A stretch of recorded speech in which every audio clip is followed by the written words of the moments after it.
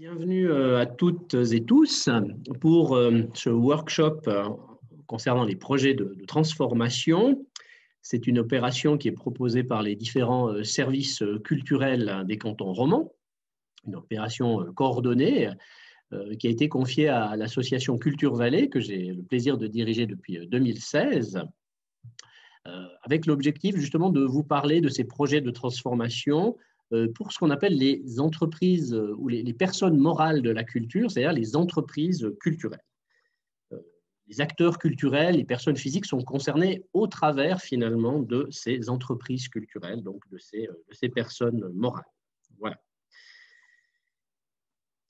Vous dire que, bien pour ma part, je m'appelle Jean-Pierre Pralon, je suis directeur de l'association Culture Vallée et responsable de la hotline Covid Culture du canton du Valais.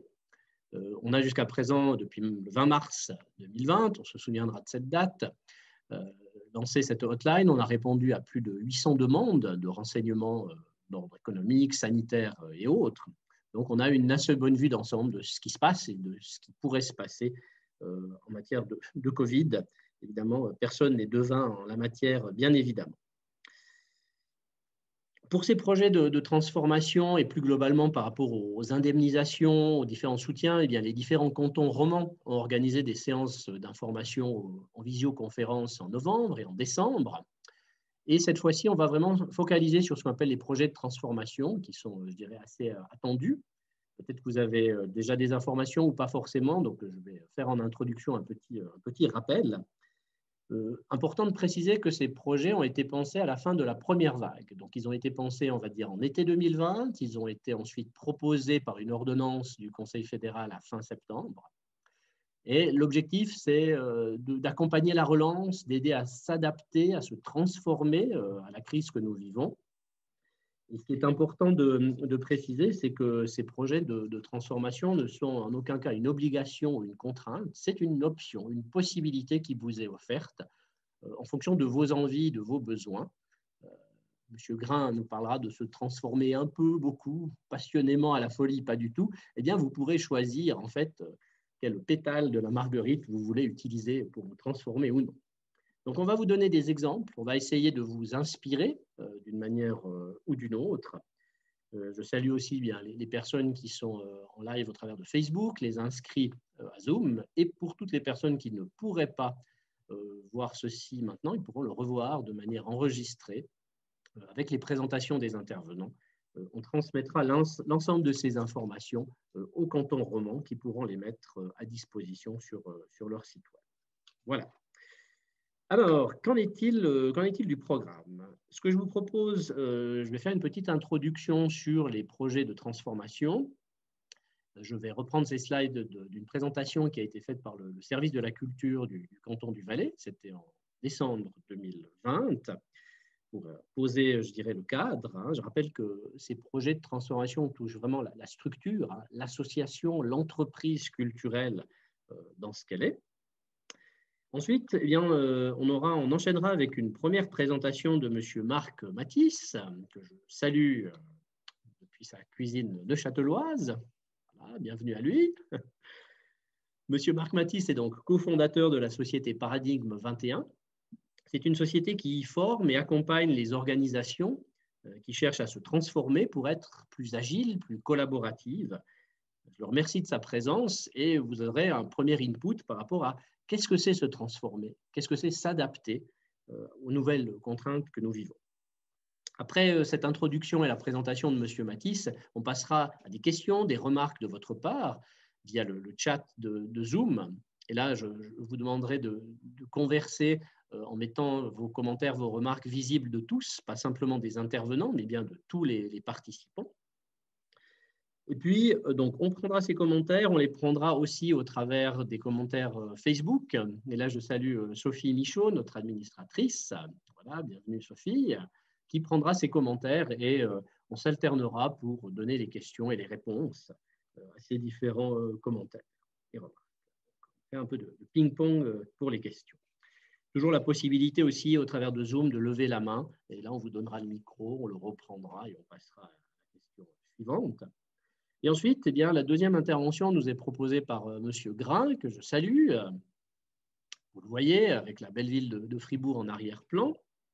Monsieur Grain est donc directeur de FreeUp, qui est la structure officielle du canton de Fribourg pour le conseil aux entreprises en démarrage et qui accompagne aussi les projets innovants, notamment en matière culturelle. Donc, je le remercie, je le salue bien cordialement. Monsieur Grain nous parlera de comment se transformer, pourquoi faire. On parlera évidemment là de modèle d'affaires, de business model, comme on dit en anglais. Alors, ce n'est pas un gros mot. Tout le monde a un modèle d'affaires, quel que soit son financement, et donc, qu'il soit privé, public. Et donc, pourquoi on parle de ça? Parce que la crise, elle impacte directement, elle met sous pression aujourd'hui ce modèle d'affaires. Et ça nous semblait un thème important à traiter. On aurait pu traiter de médiation ou d'autres choses. Mais en tout cas, pour ce workshop, on a choisi de se focaliser sur cette question du modèle d'affaires. Et ensuite, il y aura un temps de questions, comme on le fera pour la première présentation. Et là, j'aimerais aussi vous donner un petit peu la parole ou l'écrit pour nous dire quels sont vos besoins, quelles sont vos envies par rapport à ces projets de transformation. Et je pense que vous pourrez le faire quand vous aurez vu, en fait, notamment l'introduction que je vais vous proposer tout de suite. Voilà. Je crois n'avoir rien oublié, ça me semble bon. Un petit ravitaillement, et puis on peut rentrer dans le vif du sujet. Donc, je vais vous présenter ces projets de transformation. On va mettre sur les commentaires Facebook et le chat les différents liens vers les cantons romans qui permettent justement d'accéder aux pages où vous avez tous les renseignements. Ce sont des projets que chaque canton propose. Les critères sont identiques. La manière de traiter dépend aussi de la politique culturelle de chaque canton et puis de l'organisation qu'il a mis en place, jury externe ou pas, gestion au sein de l'administration directement. En tout cas, il faut regarder les informations qui concernent votre canton de domicile et ne pas hésiter à poser des questions. Et donc, je vais à présent partager mon écran et vous présenter ce que sont ces projets de transformation. Voilà. Logiquement, vous devriez voir la présentation qui s'affiche. Donc, cette présentation, je la reprends, une présentation qui a été faite par le service de la culture du canton du Valais. C'était à la mi-décembre, et qui justement présente qui présente les projets de transformation. Vous avez ce schéma que je ne vais pas détailler trop en détail, mais vous avez ici la loi Covid-19 qui permet aux entreprises culturelles, donc les personnes morales, vous verrez, s'afficheront ensuite, d'obtenir des RHT. Je parlais que cet après-midi, le Conseil fédéral a assoupli et adapté la chose. Les indemnisations pour les pertes subies en raison de l'annulation, des fermetures de lieux. Et justement, ces projets de transformation, c'est ça qui va nous intéresser aujourd'hui pour les entreprises culturelles. Une entreprise culturelle, c'est justement une association, une fondation, une coopérative, une SA, une SARL. C'est important de préciser qu'elle ne peut pas être créée pour l'occasion. Elle doit exister à partir en tout cas du 15 octobre 2020. Et son chiffre d'affaires doit être d'au moins 50% dans le domaine culturel. Vous voyez ici les domaines qui sont concernés. Et sur les sites des différents cantons romans, vous trouverez le détail des structures ou des thématiques qui sont touchées par ces grands domaines, donc art de la scène, littérature, art visuel, etc. Et évidemment, les projets que vous allez déposer doivent concerner cette question de l'adaptation aux nouvelles circonstances, à la nouvelle donne liée au Covid. Il y a deux grands domaines dans ces projets de transformation. D'une part, l'axe 1, qu'on appelle réorientation structurelle. À nouveau, ces axes sont valables pour l'ensemble des cantons suisses. Et là, excusez-moi, et là, l'objectif, c'est d'optimiser sa structure, peut-être de coopérer avec d'autres, de fusionner. Je vous montrerai toute une série d'exemples possibles. Là, on est sur la structure de l'entreprise culturelle. Il y a aussi la possibilité, qui peuvent d'ailleurs se cumuler, on peut cumuler 1 et 2, pour toucher un nouveau public, un nouveau segment, ou reconquérir le public. On sait que ce sera un challenge au moment de la réouverture, qu'on espère partielle et totale par la suite. Et là, vous voyez que vous avez la possibilité de soumettre des projets qui seront au maximum soutenus à hauteur de 80% du coût du projet pour un maximum de 300 000 francs. Donc, vous pourriez soumettre 1, 2, 3 projets. Ils seront acceptés ou non par les cantons qui évalueront ces projets, mais au total, c'est 300 000 francs maximum qui peut être attribué à toute entreprise culturelle. Le premier délai est au 20 février, en tout cas pour le canton du Valais, et le dernier délai est au 30 novembre. M'excusez, j'ai un petit chat dans la gorge. Ce n'est pas le Covid, je vous rassure. Donc, les délais de dépôt sont, si vous voulez planifier sur l'année 2021, et la possibilité, elle est aussi d'avoir un projet qui se déploie jusqu'à fin octobre 2022. Donc, 18 mois pour faire court de possibilité de déployer ce projet.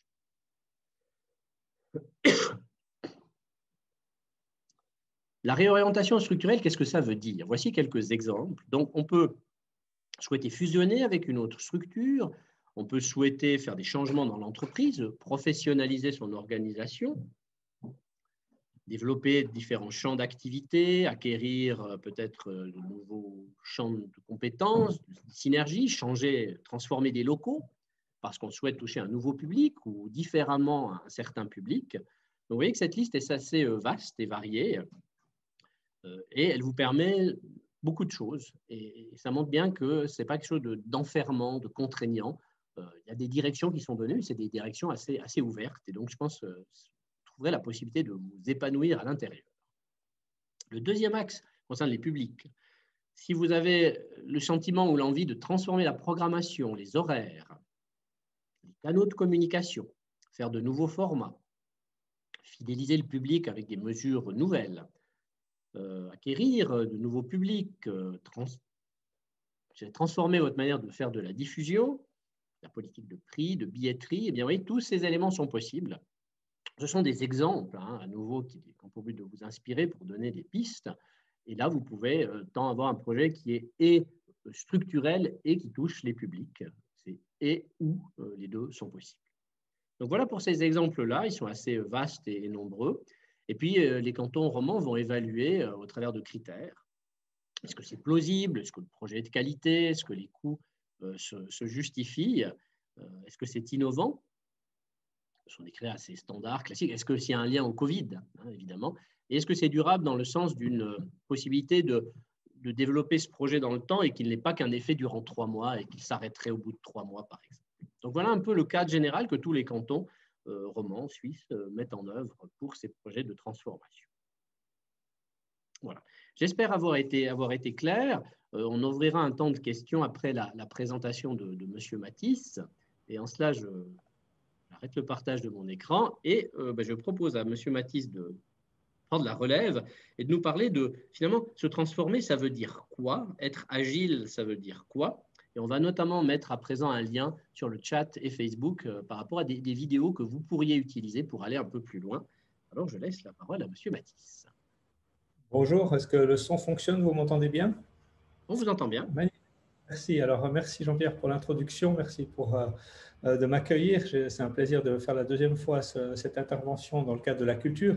Alors moi, pour être très clair, je ne viens pas du tout du monde de la culture. Je viens du monde comme l'a dit Jean-Pierre, de Paradigme 21, où nous accompagnons des organisations sur leur chemin de transformation. Donc, en fait, le thème un petit peu de mon intervention cet après-midi, c'est une invitation à oser la transformation. Pourquoi ce mot « oser » ? Parce qu'elle n'est peut-être pas nécessaire pour certains d'entre vous. Je pense qu'il va bien falloir distinguer, et ce sera à chacun de savoir qu'est-ce qui est juste pour lui, dans quel contexte une transformation de qui on est, de comment on fonctionne est nécessaire, et dans quel cas elle n'est peut-être pas nécessaire. Par contre, pour ceux qui sont dans un contexte où elle pourrait être nécessaire, il va encore s'agir à un moment donné d'oser cette transformation. Et le thème sur lequel cette présentation est, c'est sur le terme de l'agilité, mais pas n'importe quelle forme d'agilité, c'est celui d'être agile.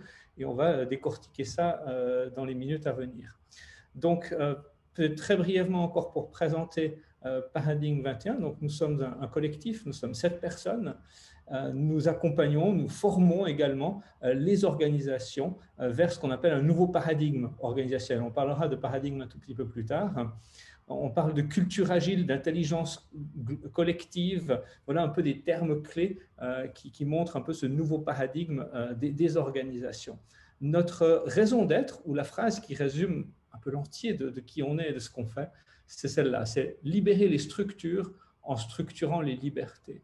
Et donc, ça, pour nous, c'est très important parce que ça montre que finalement, il n'y a pas de dogme, il ne suffit pas juste de faire péter toutes les structures de l'organisation, il ne suffit pas juste de supprimer la logique de chef ou de management puis dire, voilà, c'est bon, on a une structure, une organisation libérée.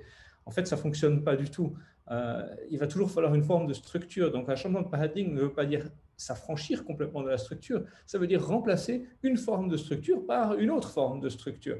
Et finalement, quelle forme de structure qui permet d'autonomiser les collaborateurs, les équipes, autant individuellement que collectivement. Donc, il va falloir un certain degré de liberté, inviter un peu de chaos là à l'intérieur, mais juste pas trop pour que ce ne soit pas n'importe quoi. Donc, quand même une forme de structure autour de ça. Et c'est un curseur très fin à trouver pour chaque organisation qui passe par là. Et il n'y a pas un juste ou un faux de où mettre le curseur entre plutôt plus de structure et plutôt plus de liberté.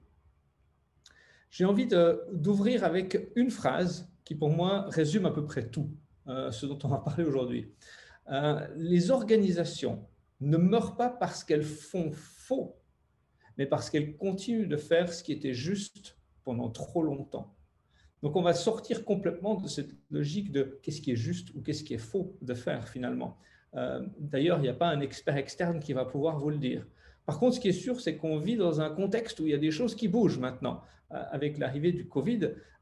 Et c'est un contexte dans lequel d'autres organisations ont déjà été plongées par le passé. Je veux dire, avec toutes les crises économiques qu'il y a eu, le monde des entreprises classiques a passé par un certain nombre d'ajustements assez violents. Et je peux m'imaginer que dans le monde de la culture, il a pu y en avoir aussi dans certaines branches. Par exemple, par là où la digitalisation est passée, ça crée des changements de paradigme, ça crée des nouveaux contextes et ça demande de complètement repenser la manière d'être qui nous sommes dans notre entité. Donc, parlons justement de ce contexte qui est en évolution. Il y a plusieurs composantes du contexte aujourd'hui sur lesquelles on peut pointer et qui nous demandent déjà de penser ou de réfléchir un tout petit peu différemment. Le premier, c'est qu'on vivait dans un monde où on essayait finalement jusque-là de fonctionner dans une forme de stabilité. Et bien en fait, on voit qu'aujourd'hui, on est plutôt en train d'évoluer vers quelque chose d'un peu plus chaotique.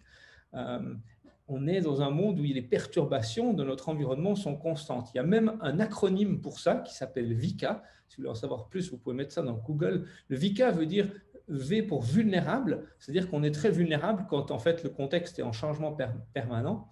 On est dans un environnement incertain, on n'a aucune idée vers quoi ça va vraiment évoluer, donc de l'incertitude à peu près sur tous les fronts.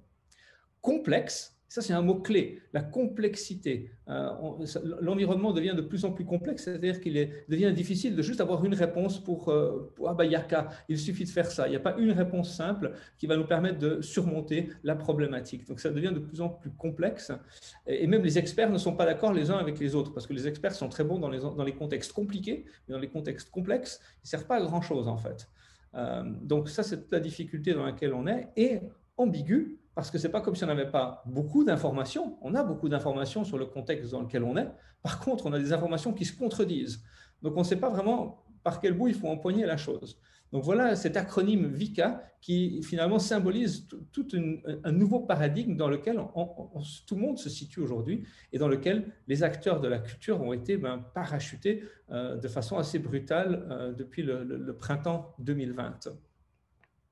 Un deuxième point, c'est la résilience.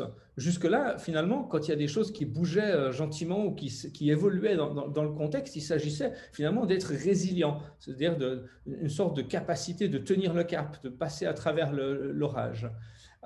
Et aujourd'hui, ce n'est plus tellement la résilience qui est important, c'est la capacité d'adaptation qui devient en fait un élément de survie carrément pour les organisations et certainement pour les organisations culturelles qui sont touchées de plein fouet aujourd'hui.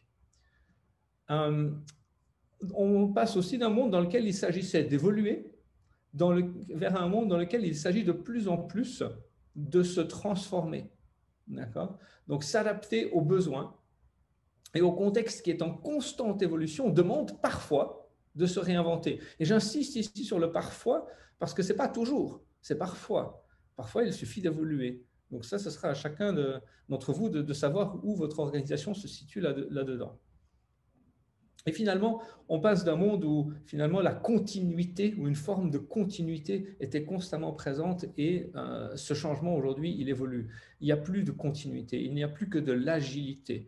L'agilité est en quelque sorte la nouvelle continuité. C'est-à-dire que la seule chose qui est sûre, c'est qu'on a constamment besoin de s'adapter et de se réinventer dans un environnement chaotique. Maintenant, l'agilité, c'est un terme qui est utilisé à toutes les sauces, notamment par des consultants, etc. Donc, on va fixer le cadre de qu'est-ce qu'on veut dire par agilité en commençant par une définition. Cette définition, elle est de Jérôme Barran et elle me plaît bien. Elle parle de capacité de mouvement. Donc déjà, l'agilité, ce n'est pas bouger. L'agilité, c'est uniquement la capacité de mouvement ou la capacité d'adaptation, si on veut bien. La capacité de mouvement, et pas n'importe quelle capacité de mouvement, une capacité de mouvement pertinent. Et ça à deux niveaux, au niveau individuel et au niveau collectif. Individuel, ça veut dire de chacun dans une organisation, mais également en termes du nous, dans la dimension du collectif. Et tout ça dans un contexte particulier, c'est-à-dire dans un environnement turbulent. Donc la capacité de mouvement pertinent, individuel et collectif dans un environnement turbulent. Voilà ce que c'est que l'agilité. Moi, j'aime beaucoup cette définition et là, ça nous pose un tout petit peu le cadre.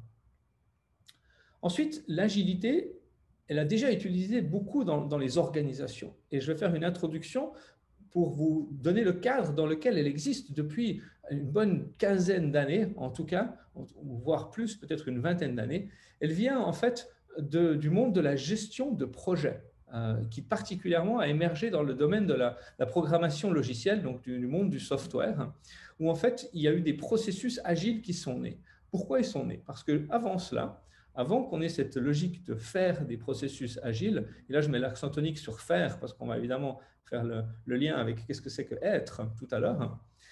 Faire de l'agilité, finalement, dans la gestion de projet, c'est d'abord, en fait, en gestion de projet classique, on commence par analyser les besoins du client, on rédige un cahier des charges, on se met d'accord sur les spécifications fonctionnelles et techniques, on valide les modalités de la réalisation, puis ensuite on découpe le projet en tâches qui sont structurées et priorisées dans des diagrammes, et puis elles se suivent les unes après les autres, puis ensuite on se met en mode production, on livre le projet, on retourne chez le client, puis voilà, on a fini, voilà à quoi ça ressemble, voilà le livrable que vous attendiez de nous. Et puis en fait, on se rend compte que dans la plupart des cas, ça ne répond pas exactement aux besoins du client. Donc en fait, c'est ce qu'on appelle l'effet tunnel. Et c'est-à-dire qu'on a travaillé tout le long dans un tunnel pour sortir à la fin avec quelque chose qui ne correspond pas vraiment aux besoins. Donc en fait, il y a eu un besoin d'évoluer et de passer vers quelque chose qui s'appelle le plus agile. Et donc la gestion de projet agile est née, où en fait, le projet il est organisé en cycles itératifs et incrémentaux. Ça veut dire que c'est très important qu'à chaque itération du cycle, en fait, on retourne chez le client ou l'utilisateur qui va finalement utiliser notre produit pour valider avec lui, est-ce que ça correspond, est-ce que c'est comme ci, puis si on continue comme ça, est-ce que c'est juste? Ok, parfait. Et on fait un cycle de plus et on revient vers lui. Et on fait un cycle de plus et on revient vers lui. Ça veut dire qu'en fait, on part du principe qu'un besoin ne peut pas être figé, mais qui va nécessairement évoluer au fil du projet, au fil du temps. Et donc, en fait, cette logique de faire des processus agiles qui permet de faire disparaître ce qu'on appelle l'effet tunnel. Donc, voilà ce que c'est que de faire de l'agilité. C'est bien dans le domaine du software, c'est bien dans le domaine de la gestion de projet, mais ça ne nous propose pas encore d'une transformation, surtout si maintenant on fait un parallèle avec le monde de la culture. Donc, en fait, il va falloir qu'on distingue maintenant la différence entre évoluer et transformer. Alors, à côté de ça, moi, je me permets de faire le parallèle et de mettre évoluer, c'est faire une forme d'agilité, et puis se transformer, ça va être, dans une certaine façon, agile. Donc, évoluer, c'est quoi? Ben, se faire plus avec s'adapter aux besoins du public, construire de nouveaux partenariats, conquérir de nouveaux marchés, peut-être avec une offre similaire, ou ajouter des prestations ou de nouvelles offres à sa palette. Donc ça, ce sont les choses que l'on fait dans une logique d'évolution. C'est quelque chose qui se fait de manière assez constante, mais à aucun moment on se réinvente vraiment quand on est dans une logique d'évolution. Et la transformation, alors, nous demande tout autre chose. Une chose que l'on pourrait faire, c'est réinventer tout le fonctionnement de son organisation, par exemple.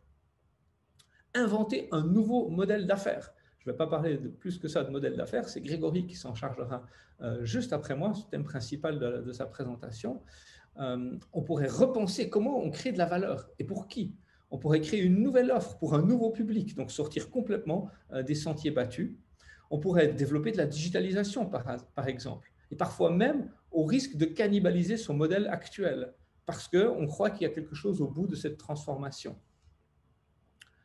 Oui, on va mettre à disposition les PowerPoints pour la personne qui vient de poser la question dans le chat. Alors, être agile, une transformation. Qu'est-ce qui bouge quand on se met dans une logique de transformation? La première chose, c'est la manière de penser, où de façon assez naturelle, on fonctionne sur une logique d'égo ou égocentrique, et on va passer de égo à éco, et on va passer sur une logique de manière de penser à l'écosystème. Donc on parle finalement rien de plus ni moins que d'une nouvelle vision du monde. Lâcher le contrôle et inviter le chaos, c'est-à-dire qu'on ne va pas pouvoir tout contrôler, tout structurer comme avant. Il y a une invitation à fonctionner de manière différente. Ça va inviter de nouveaux comportements, individuellement principalement, surtout de la part des équipes dirigeantes. Sortir d'un fonctionnement en silo, un fonctionnement en silo ou en département ou en groupe de gens spécialisés avec une seule tâche et commencer à fonctionner en réseau. Fonctionner en réseau déjà à l'intérieur de l'organisation, mais potentiellement également à l'extérieur de l'organisation et finalement inviter tout l'écosystème à venir fonctionner ou voir dans quelle mesure il vient interagir avec notre organisation. Donc ça, c'est une nouvelle culture de l'organisation. Et puis, in fine, c'est qui nous sommes qui devient agile. Donc, qui nous sommes, ça veut dire notre structure organisationnelle. Donc, ce que je viens d'illustrer là, c'est que finalement, il y a plusieurs dimensions. Là, il y a 4 dimensions à une transformation. Et ce que je vais vous dire maintenant, c'est que dans notre expérience, quand nous accompagnons des organisations dans une démarche de transformation, nous, on appelle ça la transformation intégrale. Et cette transformation intégrale, elle touche nécessairement ces 4 domaines. Donc, le jeu intérieur, donc l'individu, ses valeurs, sa façon de penser, sa vision du monde, dans la première des dimensions, son comportement, donc le comportement des individus à l'intérieur de l'organisation, doivent bouger également. La culture de l'organisation, et quand on parle de culture de l'organisation, on parle ici vraiment de tout ce qui est implicite de l'organisation, c'est-à-dire comment on se traite les uns les autres, comment est-ce qu'on fonctionne, quelles sont nos valeurs communes, quelles sont nos visions du monde communes, et la structure de l'organisation, qui, elle, est explicite, généralement documentée et qui existe formellement sur un papier. Et donc, on ne peut pas faire de la transformation d'organisation en ne touchant que l'une de ces dimensions. Les 3 autres vont forcément être impactées. Et quand on n'y pense pas et qu'on ne les anticipe pas, généralement, elles sont impactées de façon négative. C'est ce qu'on appelle les effets de vague quand on fait une réorganisation dans une entreprise ou dans une organisation. C'est-à-dire qu'on touche généralement qu'au dernier de ces points, à la structure organisationnelle. En fait, ça a des répercussions et des effets de vague sur les valeurs, les façons de penser, les comportements et la culture des gens. Mais généralement, des répercussions qu'on n'a pas anticipées et qui sont indésirables. C'est-à-dire que si on veut vraiment faire une transformation, en fait, ça demande de faire en sorte qu'on arrive à évoluer, à se transformer sur les 4 de ces dimensions ou sur les 4 de ces axes-là. Donc, il y en a qui sont assez faciles à s'imaginer, notamment la structure organisationnelle. Étonnamment, c'est la plus facile à s'imaginer. Il y a des modèles qui existent, il y a des choses qui fonctionnent, on sait comment ça marche. Par contre, ça ne marchera pas sans des comportements, sans une culture qui vienne soutenir ces nouvelles structures organisationnelles. Donc, dans la dia suivante, je vais m'intéresser à 2 de ces leviers, notamment la nouvelle manière de penser, donc la première, et la culture, qui sont des dimensions qui sont beaucoup plus difficiles ou beaucoup plus subtiles à saisir. Et pour quelles raisons est-ce qu'il faudrait qu'on s'y intéresse également? Sachant que les comportements, c'est aussi assez évident, un comportement toxique réussira toujours à tout faire foirer. Donc, il faudra des comportements qui viennent soutenir un nouveau fonctionnement. Donc, pour la nouvelle manière de penser, voici quelques points. Partager l'autorité et le pouvoir plutôt que de le concentrer. Alors là, on s'adresse particulièrement aux gens qui détiennent une forme de pouvoir dans leur organisation aujourd'hui, qu'ils soient dans une association ou qu'ils soient dans une fondation ou dans une SA ou dans une SARL ou peu importe. Généralement, il y a des gens qui sont au comité, il y a des gens qui sont nommés directeurs, il y a des gens qui sont les chefs de quelque chose, ou il y a des gens dont c'est simplement le bébé et puis qui ont un pouvoir très informel parce que simplement qui ils sont dans l'histoire de l'organisation. Donc, comment partager l'autorité et le pouvoir ? Autonomiser et faire confiance aux collègues. Mais autonomiser, ça veut dire les laisser faire. On parle de bienveillance envers soi. et envers soi-même en tant qu'individu, mais envers nous-mêmes en tant qu'organisation, qui nous permettent d'apprendre de nos échecs. De perméabilité de l'organisation avec son environnement. Ça, c'est cette logique d'écosystème, de ne pas rendre notre organisation perméable. Ce n'est pas nous et les autres, avec un grand mur entre deux. C'est comment est-ce qu'on arrive à rendre cette frontière plus perméable. Ça demande une nouvelle manière de penser, penser en réseau, avec d'autres acteurs, qu'ils soient culturels ou pas. De passer d'une logique où, en fait, on sait déjà tout ce qu'on doit faire et on le fait, ou on le fait du mieux qu'on peut. Ça, c'est l'ancien paradigme, c'est nous savons et nous le faisons. Et en fait, de passer à une logique de, en fait, et si on ne savait pas ce qu'il fallait faire? Et si on ne savait pas ce qui était juste? Et si au lieu de simplement faire et de prétendre qu'on sait, on se mettait peut-être simplement à écouter? C'est une nouvelle manière de voir le monde, de se dire, en fait, je ne sais pas est un point de départ beaucoup plus puissant dans une posture d'agilité que je sais. Parce que je ne sais pas me met à l'écoute de mon environnement et me permet de m'adapter en permanence. Mais sans écoute, incapable de s'adapter parce qu'on est persuadé qu'on sait comment il faut faire et qu'on est sur des rails. Au niveau de la culture, des éléments qui peuvent contribuer à une nouvelle culture, c'est une culture de la confiance, mais une vraie culture de confiance entre des êtres humains. Pas juste une culture de confiance qu'on a déclaré qu'on se faisait confiance, mais quelque chose qui se vit. Une culture de la transparence où l'information est accessible à tous, la fin des petits secrets. Une culture du droit à l'échec. Potentiellement, on pourrait même aller jusqu'à célébrer les échecs. Une culture du feedback. Oui, parce que si on essaie d'autonomiser les collègues pour qu'ils prennent de plus en plus d'autorité et de pouvoir, finalement, il n'y aura peut-être plus le chef pour dire ce qui est bien et pas bien. C'est entre collègues qu'on va se faire du feedback. Donc, c'est la boucle d'amélioration constante. Une culture de la collaboration et une culture d'autonomie individuelle et collective. Vous voyez, donc ça, ce sont tous des éléments qui viennent contribuer à une manière de se réinventer, donc de transformer, de changer de paradigme. Et si on veut déjà parler de changement de paradigme, ben, il est intéressant de voir qu'aujourd'hui, il en existe 4 qui coexistent. Donc, ça rend, quand on parle de changement de paradigme, il faut aussi qu'on se mette d'accord. Oui, mais de quel paradigme vers quel paradigme est-ce qu'on souhaite évoluer? Donc, soyons un tout petit peu plus explicites. Pour ceux que ce slide intéressera, je vous ai mis la référence en bas. C'est tout un thème, c'est le thème d'un livre entier qui s'appelle Reinventing Organization. C'est un livre qui existe en français également, avec le même titre. Le titre n'est pas traduit, mais le livre l'est. C'est un auteur belge qui s'appelle Frédéric Laloux, qui est un petit peu la référence dans ce domaine. Donc nous travaillons également avec ces définitions de paradigmes, qui viennent ici sous forme de petits dessins en couleur.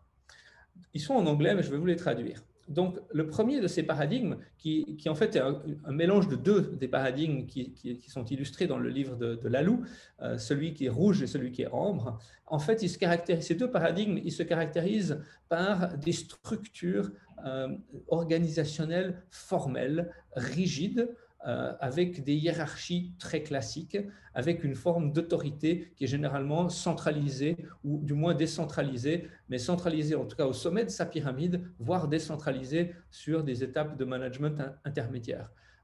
Donc c'est une structure extrêmement stable qu'on pourrait presque qualifier de bureaucratique et qui fonctionne très bien dans les environnements stables dans lesquels il faut des excellents process. Il n'y a rien de mauvais à ce type d'organisation.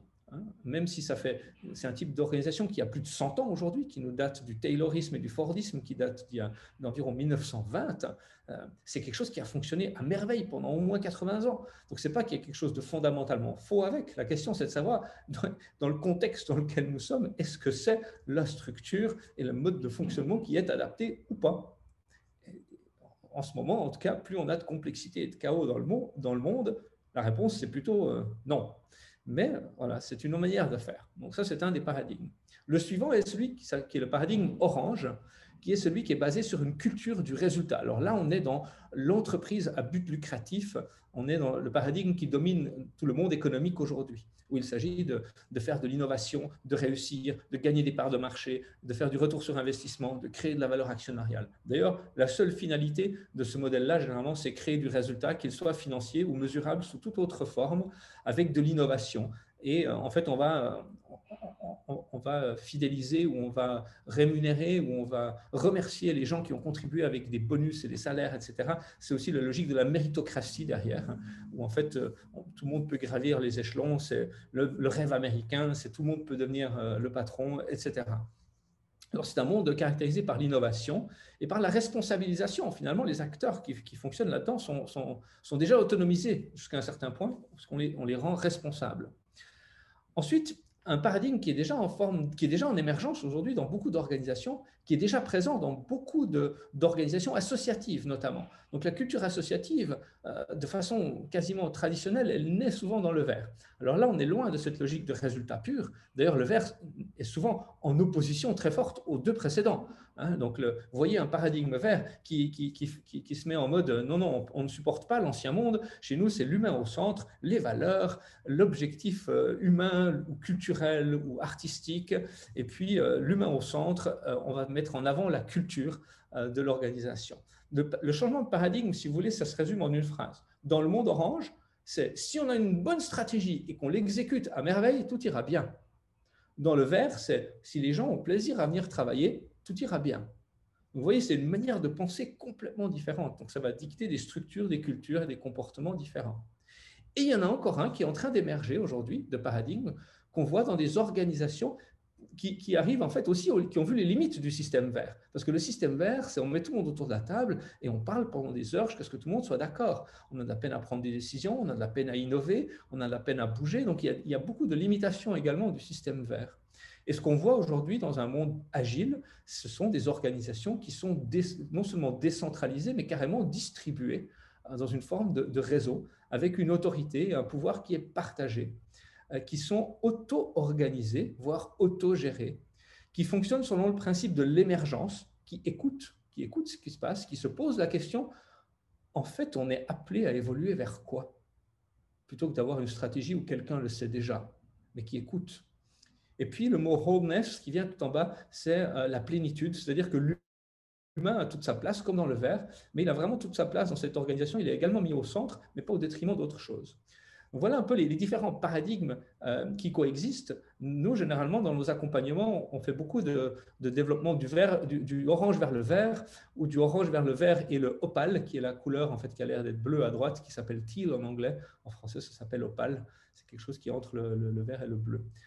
Donc, on tire beaucoup de ce côté-là. On accompagne des organisations sur ce chemin, et il y en a beaucoup qui le font.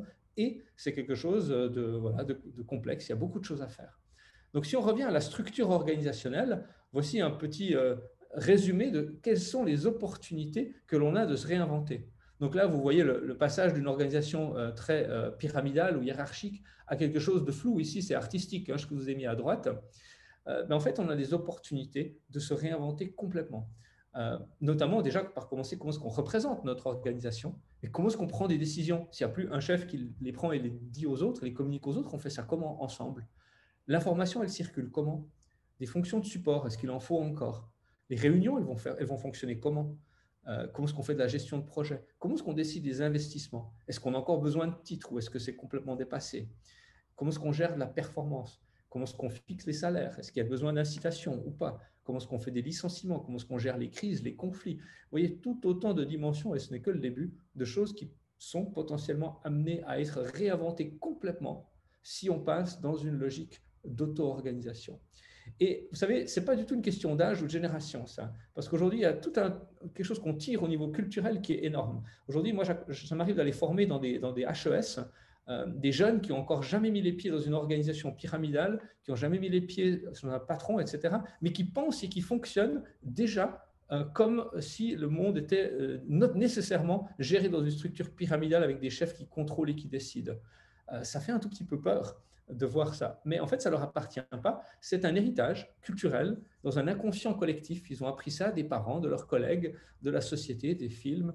Donc, c'est quelque chose qui est déjà là partout. Donc, dans tous les cas, il y aura besoin de faire bouger la façon de penser, même chez des gens qui n'y ont en fait jamais été vraiment confrontés. Donc, dans le cas de ces projets de transformation qui sont pour les milieux de la culture, qui sont soutenus par l'État, eh bien, il y a pas mal d'exemples qu'a cité Jean-Pierre tout à l'heure, qui pourraient complètement entrer dans ce genre de réinvention, de transformation de l'organisation. Notamment, il y avait spécifiquement, il était écrit changement organisationnel, changement dans l'entreprise et des processus, fusion, coopération, etc. Donc, il y a pas mal de domaines qui permettraient de se réinventer. Maintenant, se réinventer ou se transformer, généralement, ça rencontre un certain nombre de résistances. dont voici les principales qu'on a identifiées. Le premier, c'est les certitudes. Les certitudes, c'est oui, mais on a toujours fait comme ça, alors on ne va pas pouvoir faire autrement. Parce qu'on pense qu'il faut de toute façon un chef à la fin qui décide. Oui, mais s'il n'y a pas quelqu'un qui, alors ça ne marchera jamais. Eh bien, en fait, si, ça peut marcher autrement, il faut juste oser penser différemment et le tester. Mais on a ces certitudes dont on n'est même pas conscient qu'on les a, mais elles sont là tout le temps, tout le temps, tout le temps. Il y a la peur du changement, il y a une forme de pression sociale et une forme de conformisme. On dit oui, moi je voudrais bien changer, mais mes collègues ou mes chefs ou mes clients, eux, ils ne veulent pas changer, donc ça ne va pas être possible. Il faut qu'on reste comme on est maintenant. Ça, c'est également une forme de barrière mentale où on dit oui, mais le changement, il serait en fait possible que dans certains contextes spécifiques, mais chez nous, ça ne va pas être possible parce que vous voyez, chez nous, c'est différent. Nous, dans la culture, nous, on est comme ci, nous, on est comme ça. Ça, c'est des barrières mentales. Et le dernier, c'est l'ego. Qui est un obstacle à la transformation. La transformation, c'est pour les autres, mais pas pour moi. Et ce phénomène de l'ego, c'est intéressant parce qu'il est observable à deux dimensions. Il y a toujours cet ego déjà individuel, mais également un ego collectif qui se nourrit d'une forme de fierté de qui on est ensemble. Et donc là, de nouveau, c'est l'invitation de passer d'une logique d'ego à une logique d'écosystème pour voir un tout petit peu plus large. Voilà, j'en ai fini avec ma présentation. Je vous remercie. Peut-être juste encore, je crois que le lien a été mis dans le chat. Il y a un tout petit moment au début de ma présentation. Le deuxième de ces liens qui s'appelle start.paradigme21.academy a été mis dans le chat. Et c'est en fait un lien sur lequel vous pouvez obtenir accès à des vidéos gratuites d'une académie de formation en ligne qu'on a créée. Donc peut-être pour vous donner encore un dernier mot, tout petit exemple, nous, Paradigme 21, on est de nature agile, puisqu'on teste tout sur nous-mêmes, quand on fait dans nos accompagnements. Mais quand on s'est retrouvé au mois de mars avec Covid dans les dents, toutes nos formations annulées, la plupart de nos mandats d'accompagnement gelés, on a aussi passé par une phase de transformation et de se réinventer. Et en fait, on a appris des nouvelles compétences. Personne d'entre nous ne savait faire quoi que ce soit dans la vidéo. Alors, on a appris à faire des vidéos professionnelles avec du son, de la lumière, de l'éclairage, du background, du montage, etc. Et tout ce qu'il faut jusqu'à construire finalement une académie de formation en ligne où on peut proposer en apprentissage mixte un parcours sur les organisations distribuées. Et donc, ça a été une réinvention complète, une adaptation. Et donc, on a lancé ça et il y a certaines vidéos qu'on a ouvert un module comme ça, un peu de découverte qui amène quelques vidéos pour se faire une idée un peu plus précise de ce que c'est. Si ceux qui veulent aller en savoir un tout petit peu plus, je vous invite à aller là et puis à regarder ces vidéos gratuites. Voilà, j'en ai terminé. Merci, Monsieur Mathis, pour ce cadrage. Justement, c'est quoi se transformer? On parle beaucoup d'agilité. Là, je pense que le cadre a été bien posé. Et il peut évidemment se décliner dans ces projets de transformation que je vous ai présentés en introduction. Alors, on va ouvrir un premier temps de questions, tant sur cette introduction que sur la présentation de Monsieur Mathis. Est-ce qu'il y a déjà des questions, Sophie, du côté de Facebook ou des remarques? Alors non, pour le moment, c'est tout calme sur Facebook. On écoute. Très bien. Eh bien, pour l'instant, c'est la même chose du côté de Zoom. Donc, ce que je vais vous poser, alors je vois quelqu'un qui lève la main. Je vais répondre à un premier commentaire de Raphaël qui parle du livre de Samantha Slade que je connais, que j'ai rencontré et qui parle de Going Horizontal, qui est très bien aussi, qui est aussi une belle référence.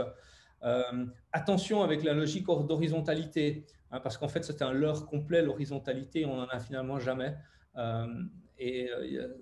Les choses, comment Samantha propose les choses et comment elle le fait, je suis complètement aligné avec tout ce qu'elle fait. J'aime beaucoup ce qu'elle fait. Par contre, je vous invite à ne pas trop utiliser ce mot horizontal parce qu'en fait, c'est un leurre. Il y a toujours d'autres formes de hiérarchie, des hiérarchies naturelles qui émergent. Donc, la verticalité, il y en a dans toutes les structures d'organisation. La question, c'est comment éviter celles qui ne fonctionnent pas, comment éviter celles qui sont toxiques, comment éviter celles qui enferment les gens. Donc, voilà encore un petit commentaire sur ce livre-là, mais qui est effectivement excellent. Voilà. Je vais peut-être passer la parole à Stéphane Moret, un participant. Je vais lui permettre de parler. Voilà. Le micro est ouvert. Bonjour. Bonjour. Oui, je reviens en fait à la présentation que vous avez faite avant la présentation de M. Mathis. Vous avez dit que les projets de transformation sont éligibles pour les entreprises culturelles qui existaient avant le 15 octobre. Oui. A priori, moi, comme je lis l'ordonnance, ça n'a pas l'air d'être le cas. Ça a l'air d'être le cas pour les indemnisations, mais c'est marqué que pour les projets de transformation, ces points-là sont pas, comment dire, c'est pas les mêmes restrictions et que du coup, ce serait possible.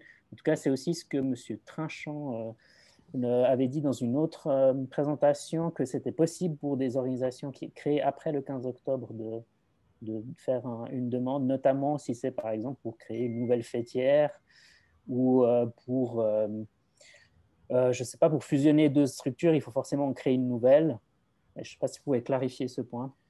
Oui, alors en fait, si vous voulez, dans les différents documents qui existent, ce délai est effectivement mentionné. Après, ça dépend le projet qu'on veut faire.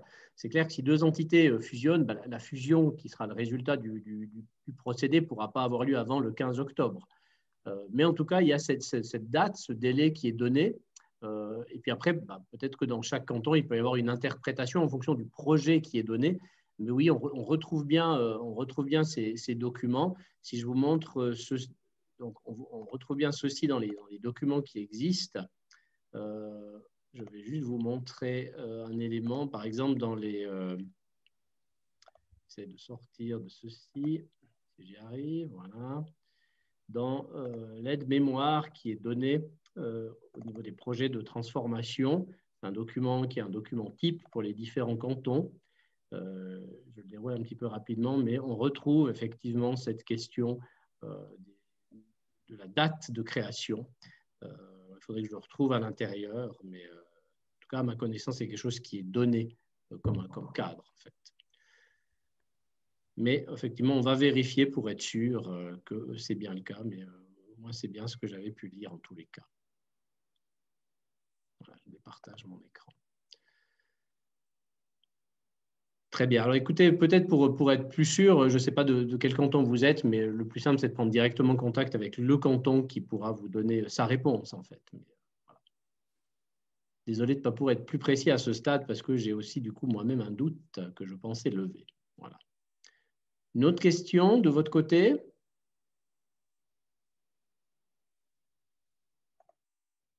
Oui, madame. Alors, voilà, peut-être quelqu'un qui répondra du côté de Fribourg. Madame Renken. Oui, voilà, bonjour. Bonjour. Oui, effectivement, je travaille au service de la culture du canton de Fribourg et comme Monsieur Trinchant a été mentionné, alors je suis en train de chercher avec vous pour donner cet élément de réponse. Donc, c'est moi qui m'occupe des projets de transformation pour le canton de Fribourg. Et effectivement, je n'ai pas retenu ce délai. Donc, voilà, ça m'intrigue, c'est une bonne question. On ne l'a pas relevé non plus, effectivement, avec Monsieur Trinchant. Donc, je vais essayer de mon côté de chercher une réponse pour qu'on puisse vous répondre d'ici la fin de cette présentation. Est-ce que ça convient à tout le monde, cette solution? Eh bien volontiers, parce que ça illustre tout à fait cette crise Covid dans laquelle on est. On croit savoir, on cherche, et ça illustre un peu ce qu'a dit M. Mathis en introduction. Donc, volontiers si vous trouvez cette réponse d'ici la fin, effectivement. Et puis, on est tous nouveaux dans ces nouvelles, dans ces projets. Donc, nous, au niveau des cantons, on doit les assimiler autant que les actrices et les acteurs culturels. Donc, voilà, on est aussi dans cette première phase d'assimilation. On essaye de le faire rapidement, mais c'est bien de revenir vers nous avec ce type de questions. Voilà. Merci pour cette clarté, cette transparence, Madame Renken. Je vous laisse chercher, si j'ose dire. Très bien. Alors, je désactive à nouveau le micro de Madame Renken. Et puis, il y a une question de Cléa. Alors, je vous permets de parler, comme on dit dans le langage Zoom. Voilà, est-ce que Cléa... Oui, voilà, bonjour. Bonjour. Bonjour, Cléa Redalier du canton de Genève. Alors, c'est la solidarité intercantonale pour répondre à cette question. En fait, c'est dans l'ordonnance du 14 octobre, à l'article 7, concernant les projets de transformation, renvoie à l'article 2, lettres B et C de l'ordonnance, mais pas à la lettre A. Et c'est la lettre A qui met cette restriction au 15 octobre 2020. Donc, effectivement, je crois qu'Anne Papillou l'a dit dans le chat, c'est bien ce délai du 15 octobre concerne, dans mon interprétation, mais j'ai l'impression que c'est assez clair, concerne uniquement les indemnisations, mais pas les projets de transformation. D'accord. Voilà. Voilà, bien, merci de ce complément et de cet éclairage. Merci à vous pour tout votre travail. Voilà, on essaie de continuer au mieux, tout à fait. Voilà, alors je redésactive le son pour Cléa. Voilà, est-ce qu'il y avait une autre question? Alors je vais essayer de voir au niveau des mains levées. Je vais maintenant baisser la main si j'y arrive, mais je vais prendre une autre. Voilà. Mathias Gauchi, voilà, j'essaie de vous permettre de parler. Mathias, vous m'entendez? Jusqu'ici, je vous entends. Et moi? Eh bien, parfait. Je vous écoute. Alors, j'avais juste une question pour Marc Mathis. On était justement en train de se poser des questions avec la FNAC à Neuchâtel, s'il existait des formations pour ces vidéos et la manière de créer en fait ces reportages en vidéo, ces podcasts, etc. Nous, on a appris, on s'est vraiment improvisé dans ce domaine de la vidéo. Ce n'est pas quelque chose qu'on n'a pas suivi une formation particulière. En fait, on a cherché sur Internet, on s'est documenté à gauche et à droite, on a regardé des formations et puis on a essayé, on a testé, on s'est formé vraiment sur le tas et on n'a pas du tout disons la prétention d'être expert en vidéo, mais on a réussi à faire ce qu'on devait faire pour nous. Par contre, on n'a pas du tout la compétence pour transmettre ça à d'autres. D'accord, je vais continuer de chercher. Merci. Et effectivement, je rebondis sur une question avant de passer à Facebook. Un projet de transformation, vous pouvez l'activer. Encore faut-il qu'il y ait des coûts. Et ces coûts, ils peuvent permettre justement de payer la professionnalisation d'un poste dans la structure. On a déjà beaucoup parlé de professionnalisation dans le domaine de la culture.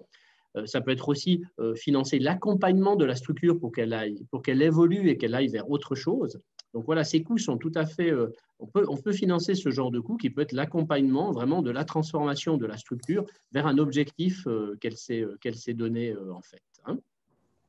Je vais peut-être juste préciser encore une chose. On a eu des contacts suite au même workshop qu'on a fait lundi soir. Donc, on a déjà certains acteurs qui étaient présents qui nous ont contactés et qui nous ont demandé si on était capable de les accompagner sur leur chemin de transformation.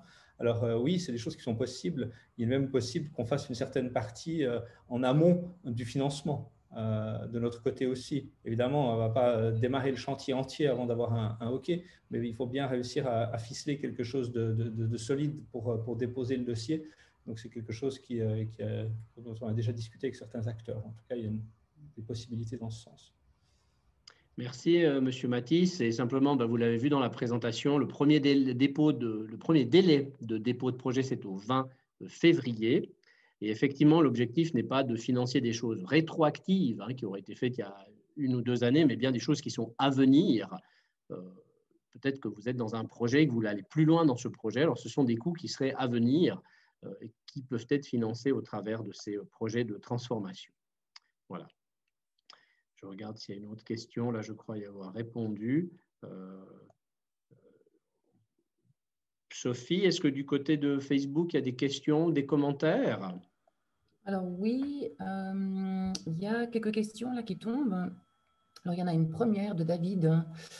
Alors, en cas de projet de transformation regroupant 2 associations de 2 cantons différents, à quel canton adresser la demande? Donc, je suppose aussi peut-être qu'il demande, est-ce qu'on peut faire la demande à 2 cantons? Mais je n'ai pas plus de précision. Alors, peut-être que je peux y répondre. Effectivement, il est possible de déposer un projet de transformation avec 2 ou plusieurs structures qui peuvent être d'un même canton ou de 2 ou plusieurs cantons. Et là, en fait, il faut s'entendre par rapport au projet.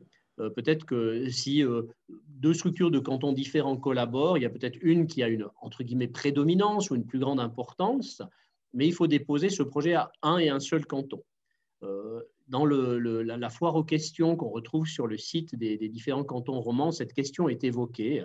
Et il est aussi possible de prendre contact avec son canton pour savoir est-ce que, vu la nature du projet, c'est mieux de le déposer ici ou là. Mais en tout cas, on ne le dépose pas à plusieurs endroits. Il y a une coordination qui doit se faire dans les porteurs de projet pour l'amener à un et un seul canton.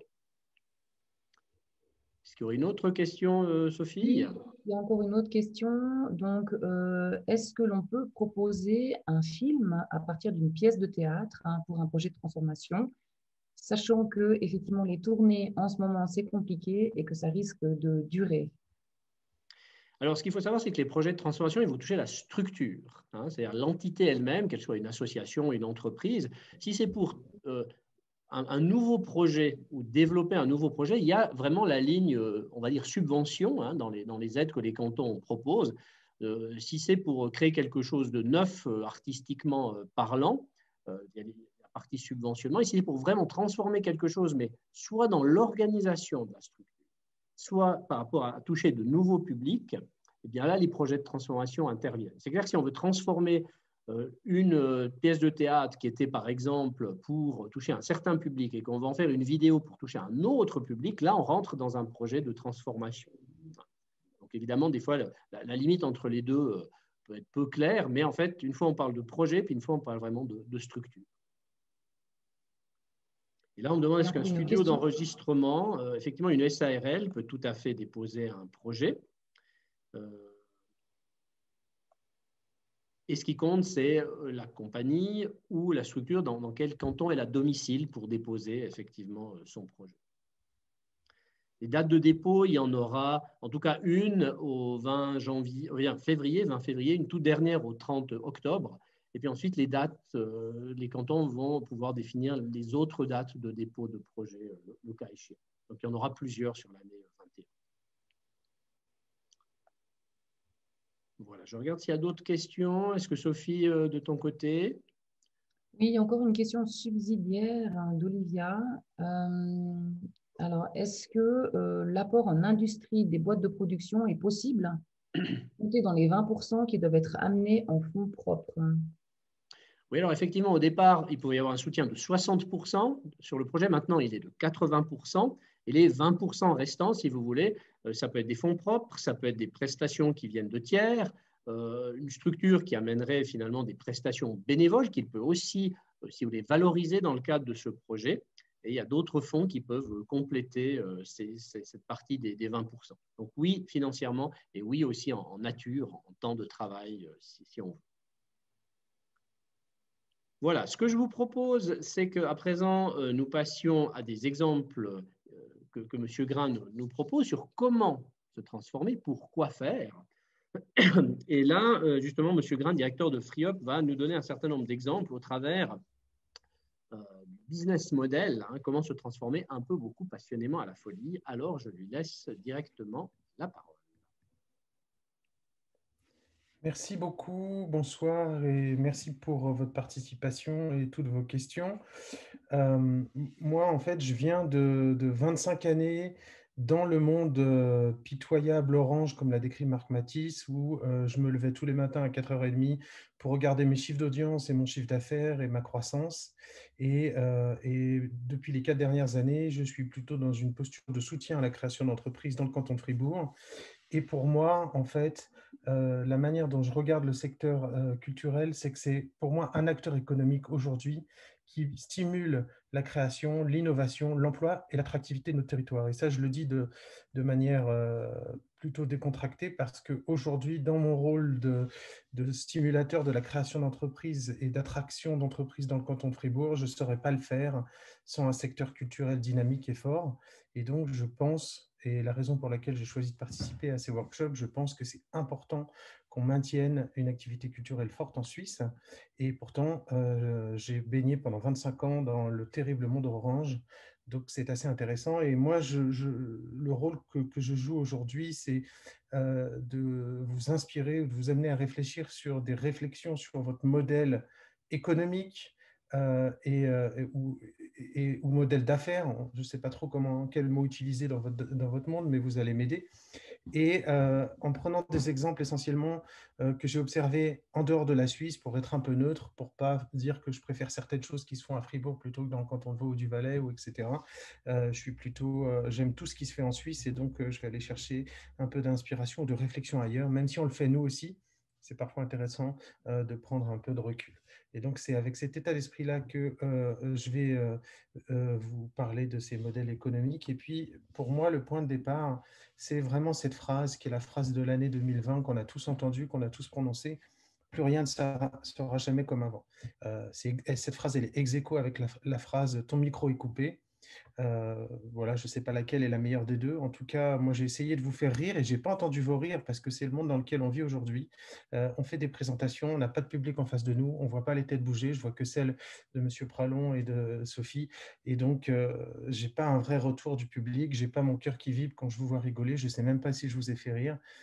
Et ça sera plus comme avant dans le monde d'après Covid.